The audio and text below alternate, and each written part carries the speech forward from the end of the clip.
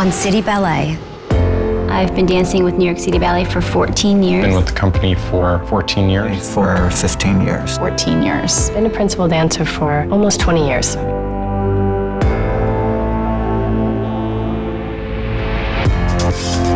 I just had my 35th birthday, which sometimes I get quiet about because it's like, you're 35 and you're dancing, but I'm 35 and I'm dancing, and I think that's awesome.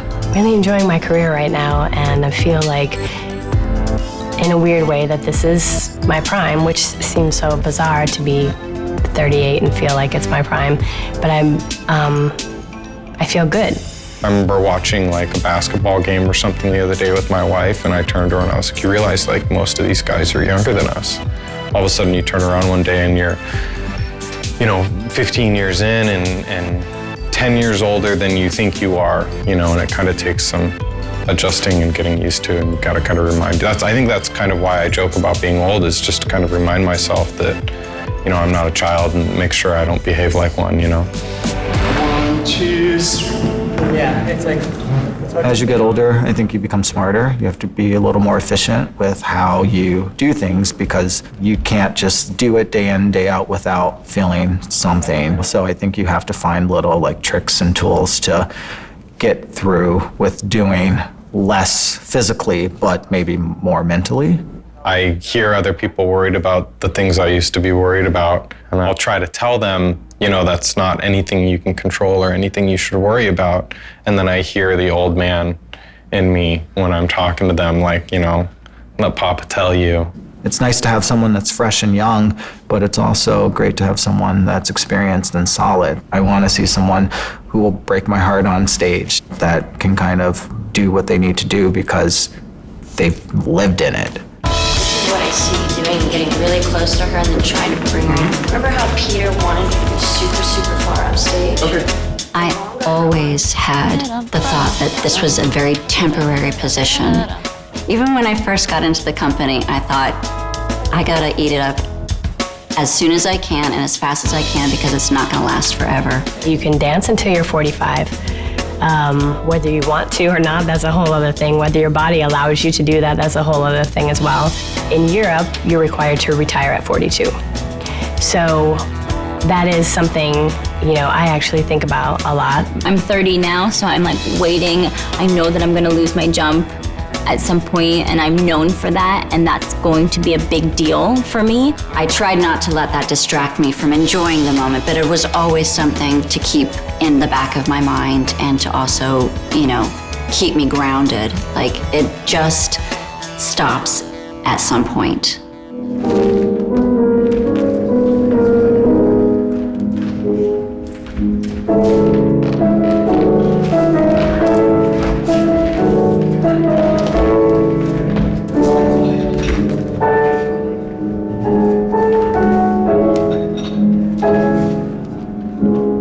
Wendy's retiring at the end of this month, and it definitely makes me think a lot.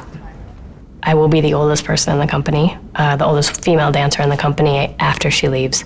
And that's a big responsibility. And it's also scary, because it's not like we have employment after we stop dancing. It's like we have to go out and find another job. And that's really hard. That's the most difficult thing about retiring. What people want to do after they're done dancing is kind of always in the back of everyone's mind. We have a lot of programs for dancers to transition from being a dancer into being something else, or figuring out what you're going to do at the end of your career. Because if I'm lucky, I'll go to like 40, and then I have to figure out what I'm going to do for another 20 years or so to continue to make a living. I have had the opportunity to teach at a lot of different places already, and I do like teaching a lot. So my hope is to stay in the industry in some capacity. I want to have a life. I want to have children. I want to have, there is a life outside of this world, even though it doesn't feel like that when we're in it. And I want to be able to experience all that. I love photography. I love music. I still love dancing. I would love to somehow incorporate all of that into my afterlife. I'll continue to do something that is very creative once I'm no longer dancing. He's really creative, and he has a creative eye, and he's always like drawing. He always has like little pads that he's like doodling in, and then taking pictures. If I thought he wasn't necessarily talented, I would be like, oh, that's nice. Like, what else you got? But I mean, I really do. I think he's got something, but he's shy about it. Once you retire from ballet and you take off your pointe shoes, most people don't really put them back on, but it doesn't have to be that way.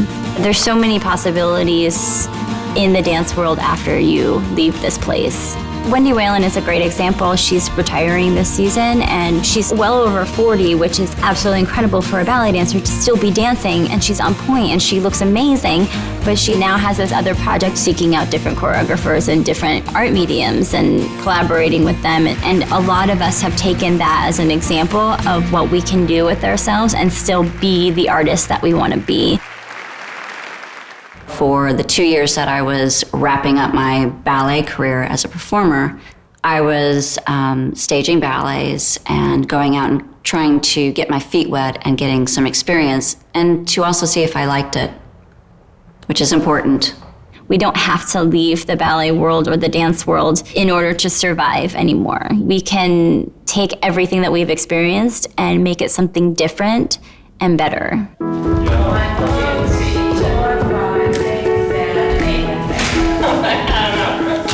Each stage of our career is different. Each year brings something new. I know I'm where I'm supposed to be right now in my career, but it's taken a long time to get here.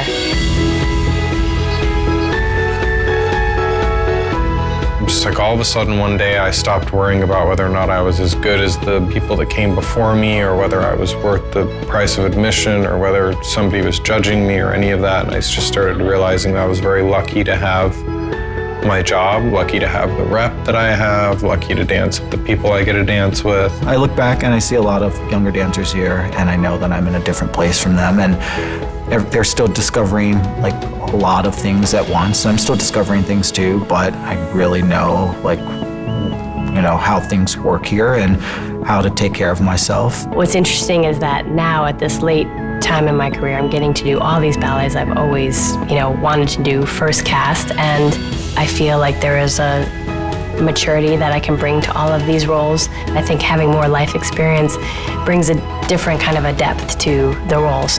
There's a lightness that I have that I think I didn't have before. I mean, that's the interesting thing about it, is as soon as you kind of have a couple of years under your belt and you make that realization that you're like, I shouldn't worry about the things I can't control, and I should, really make an effort to enjoy my time dancing and what I'm performing, you immediately perform better. I'm still learning. I feel awesome, so I want to push myself as much as I can. I don't think that I'm anywhere near the end.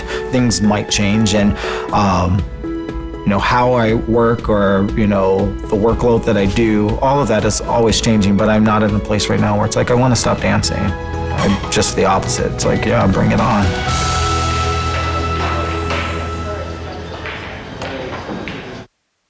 The reason that the New York City Ballet has never stopped, because it still has Balanchine's beating heart.